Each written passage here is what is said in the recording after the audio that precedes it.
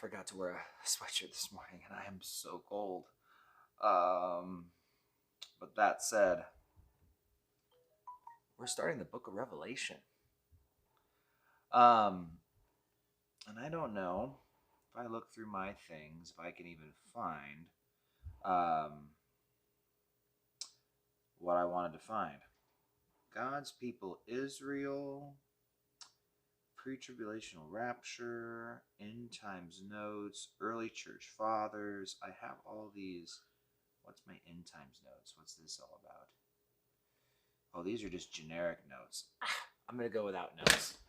Whatever. All right, so I had hoped to bring up some notes because I wanted to just introduce the book today and just start talking about it.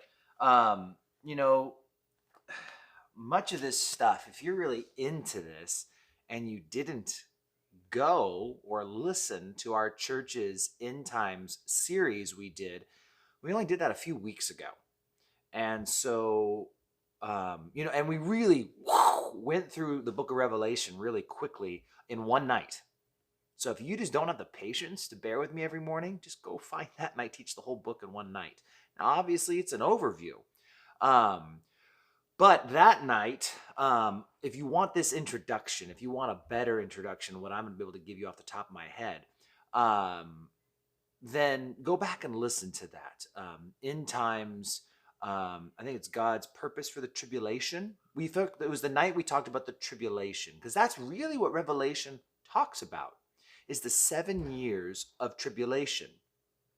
Now, that's like chapters 4 to 19. The first 3 chapters are the introduction and the letters to the churches.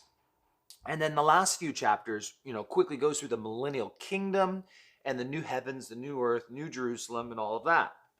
So there's kind of an outline for the book. In fact, we'll be getting there eventually, but I should at least look at chapter 1, verse 19, the divine outline for the book. No other book of the Bible has an outline written in it, but there's one right here. It's so cool. Write these things which you have seen, and the things which are, and the things which will take place metatauta, after this. And so John writes these things. He writes the things which he's seen. That's the vision of Jesus Christ that John has on the island of Patmos. We'll get to that too. Just about Patmos and how John got there and all these things. And then the things which are the churches. He writes these 7 letters to the 7 churches. And those are beautiful. And will we get one done a day? Maybe. Those are like one a Sunday, full 45 minutes each letter, but we'll see how we do.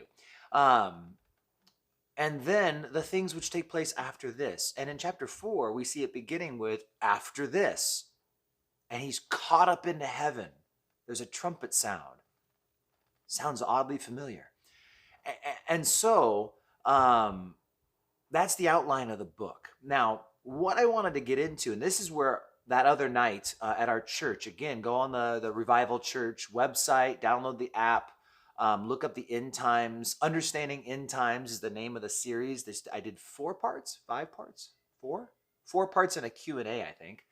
And when I do the tribulation message, I talk about the book of Revelation. Because here's some things about this book that are just important to understand, is that there is a large group of people of whom I respect. They're not heretics.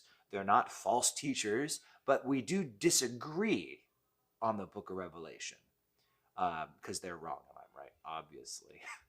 And I hope you guys understand my sarcasm. Anyway, but basically, there is a whole group of people that believe that the prophetic events of the Bible, all or partially all, took place in the destruction of Jerusalem in 70 AD. This is called Preterism. And Preterism, there's partial and full. Full believes that every prophecy of the Bible was fulfilled in 70 AD and the few years that followed, right around that time. Partial Preterism believes that most of the whole Bible was fulfilled. And I'm not going to go into defining and splitting hairs, but they run into this problem. You see, the book of Revelation was written right around the year 95 AD. Jerusalem was destroyed in 70 AD. And if this book is describing the destruction of Jerusalem, it's not a book of Revelation. It would be called the book of summarization. But it's not. It's the book of Revelation. And it's Revelation for a reason. So you can go and do some of your own research if you're really interested into why people propose that. Well, the why is obvious. It has to be written before 70 AD if it's about 70 AD. Otherwise, it's not prophecy. It's just telling the story over. The problem is that you really don't find anyone in the early church questioning the date. There's one obscure reference, and then there's one reference by like 500 AD. But when you go through the people who all in the early church tradition, and then sources inside and outside of the Bible actually all point to it being that later date of 95 AD. Now, what it is most people say that John wrote it. This is the people in the early church, the first few hundred years of the church, the apocalypse of John the Elder, John the Beloved, John the Revelator. He was really popular. This was a popular book. You think you have questions. In the early church, the first 100, 200, 300 years of Christianity, people had questions about the book of Revelation. They were confused by it too. And so a lot of commentaries we have are ancient, talking about the book. And all these early church fathers speak of it as a future event, past Nero, past all these other things. And so 95 AD. Again, today I'm really just introducing the book and maybe giving us a groundwork to build off of. So as we move forward, we understand why we're interpreting verses the way we are. But basically, all those early church fathers, they said that John wrote the book right around the time, right before he was released from Patmos. He was imprisoned by Caesar Domitian. And Domitian died in 96, and so the date of 95 has what has been accepted for generations.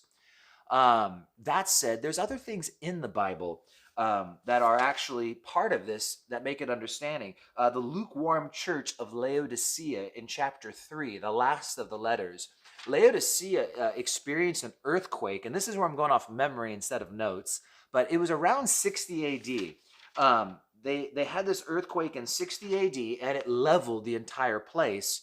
And those who say the book of Revelation was written at an earlier date, they propose 64, 65, 66.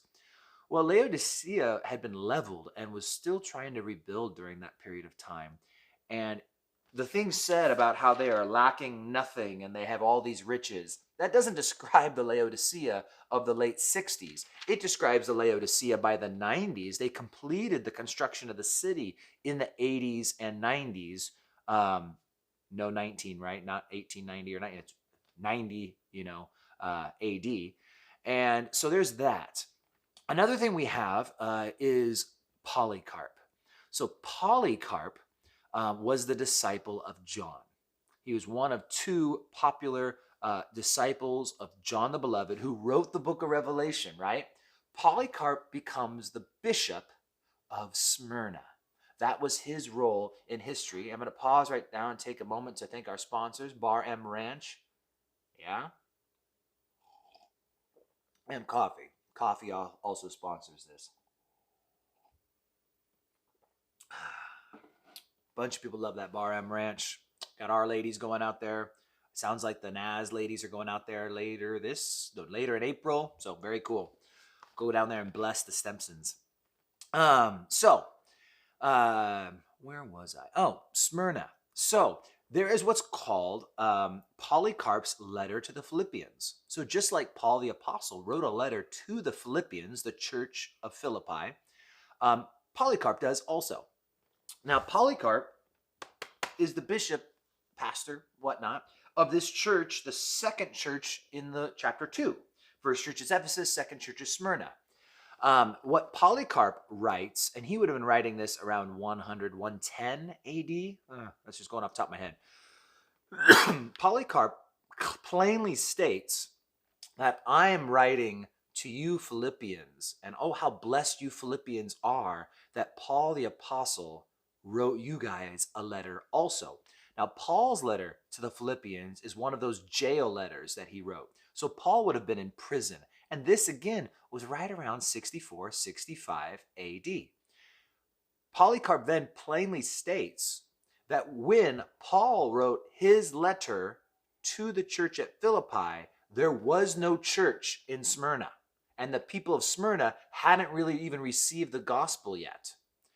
Well, if the book of Revelation was written in 64, 65, it'd be really weird to write this letter to the church of Smyrna if there was no church of Smyrna. So again, I can use inside the Bible, outside the Bible. There's a bunch of different stuff that points to that 95 AD time period. Now, that one other thing that I really talked a lot about at our church when we were doing the end time study is hermeneutics. And so this is how we interpret the Bible. Hermeneutics is just a fancy term for the art and science, of biblical interpretation. And it is a little bit of an art on top of a science. Understanding the Bible isn't always easy. I'm assuming some of you guys watch this because you expect to learn something, because it isn't just, always just, oh, the Bible makes perfect sense. But with time, it makes more and more sense. And as I look and see all you guys who are watching, you guys have been Christians for a long time, and I'm sure you guys can testify how much better it makes sense today than it did 30 years ago, right? And so, hermeneutics, I use what's considered a historical, grammatical, literal interpretation. I take the Bible literally. I think actually God wants to make it easy to understand, and therefore, rather than using a bunch of weird, hard to understand terms, God speaks to me plainly. He just literally tells me what I need to know. Now, historical. I understand that words can change meanings. English words for sure. What's nice is that, we can look up the Greek words that the New Testament was written in, the Hebrew words, and then we can look at ancient documents and try and better understand how those words were used. That takes effort. Much of the work has been done by Bible translators. But historical, understanding context of when a phrase was said, well, what was the historical context of the way he was using those words? And grammatical, that grammar means things. And a part of grammar is actually poetry.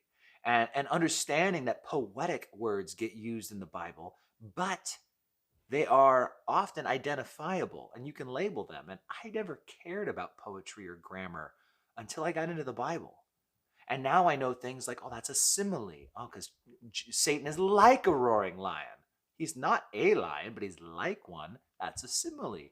Jesus used a lot of hyperbole. That's where you use extreme terms that if taken literally would be foolish. But knowing the nature of Jesus and then reading the rest of the Bible, you understand, he's probably not saying literally pluck out your eye. He's probably just trying to get your attention to make you understand that sin is a big deal. So that's hyperbole. Anyway, so as we go through the Bible and we go through the book of Revelation, we're going to identify poetry. Quite often in Revelation, people are confused about what things are, and yet in the very chapters, it says, and these were, I saw frogs coming out of his mouth. Well, that's weird. And these were unclean spirits. Oh, okay. Well, whatever he saw was like frogs, but regardless of what it looked like, they were demons. End of story. That's really easy to understand now. And you just move right along. So we're going to move through the book of Revelation, trying to take it literally.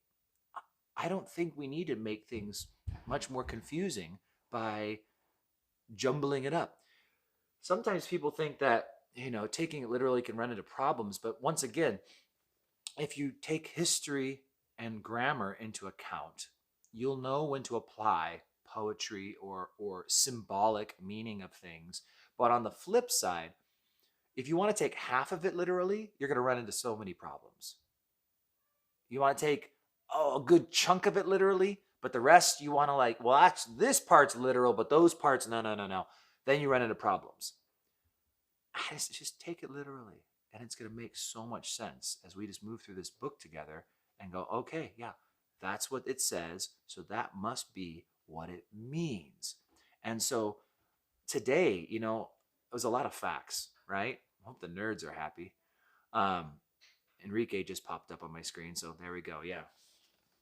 I know at least one nerd is happy. Um, but yes, taking God not seriously is what could cause problems. That's the thing. So is there an application today? Because I hate just filling heads. I want to fill hearts, right? And so here's the deal. What we just described for Revelation, take the whole Bible that way. Take it literally. When God says do, you ought to do. When God say don't, you ought to don't. And that's what we need to understand, is just taking the Bible and believing it and applying it and doing it. That's what we need to do.